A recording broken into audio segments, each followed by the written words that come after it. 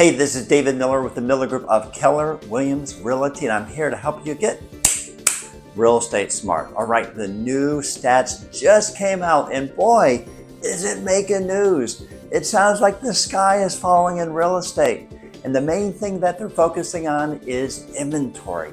Inventory is up 100% versus this same time last year. So the media is like, oh my goodness, are we in a buyer's market? I'm here to interpret the data and to give you the facts. And here's the facts. We are not in a buyer's market. Inventory has gone up 5 consecutive months and is the highest it has been since 2016, September of 2016. So there's over 10,000 homes out there. However, if you really dig into the numbers like I like to do and compare it to 2016, this is what you're seeing. Back in 2016, the months of inventory was 3.7 months. Remember, whenever it's below 6 months of inventory is considered a seller's market. So right now, we're sitting at 3.5 months of inventory. So we're still technically in a seller's market. The other thing you look at is days on market. So this is the average days on market it takes from when you put a house on the market until you go into contract. And that's one of the big things you look at. Back in 2016, the average days on market was 60 days. And the average days on market now is 54 days. It's still lower. So what we're seeing is back in 2016, the inventory was going down, okay, but it was still a seller's market. And what we're seeing right now for the past 5 months is that the inventory is going up, but it's still a seller's market. So we're still seeing that in today's market. Now, let's go back to the inventory. Why is inventory going up? Well, do you remember the lock-in effect that we heard so much about? This is where sellers had very low interest rates and they didn't want to make the change because they would go from a 3% rate to a 6% rate. Well, that's still out there, but what's happening is, I mentioned this many months before, is that you just get to the stage where I need to make a move. Maybe you need to downsize, or maybe you have 4 kids in a 3-bedroom. You got to upsize, or you got a new job opportunity. So their life requirements are really taking that over rather than just focusing on the interest rate. Now, what we're seeing here from an interest rate perspective, the average interest rate was 6.6%. And what we're seeing is that it's bouncing, okay? As it bounces, it makes homes more or less affordable.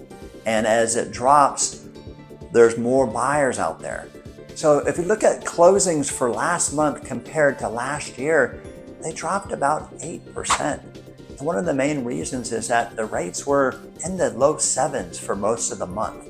And remember, we see real estate 30 days after the fact, because after you go under contract, it takes 30 days to close. Now, if you compare it to last month, it's actually up 5%. And the reason being is seasonality. We are in peak selling season right now. This is when the most amount of buyers in the marketplace. So that is expected. So what we're finding is that these interest rates are bouncing based on what the economic news is coming out every month. And it's based on a couple things. It's based on the amount of people that are unemployed. It's based off of the jobs report, how many people have new jobs. It's based off of inflation itself, if inflation is going down or going up. And it's also based on what the Fed is doing with their policy. So for example, if the unemployment report comes out and there's more people than was expected to be unemployment, that's bad news for the economy, but for interest rates, you're going to see the interest rates go down a little bit. And if just the opposite happens, that the job report was better than expected, there's more people being hired, then that's going to have the rates go up as well. So it sort of goes back and forth. So how is this affecting our median price in Orlando? Well, actually it went down for the first time in a while, about 1%. And like I said, that's mostly has to do with there's more homes on the market, the sellers have less leverage in the negotiation process, and because of that, the rates have dropped a little bit. Now, compared to last year, it's actually up 2%.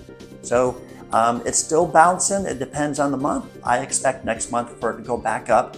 because there's so many buyers in the market. What about distress sales? I've been hearing, where's my bank-owned properties? Where's my short sales? Well, they still only make up 0.6% of all closings that are occurring.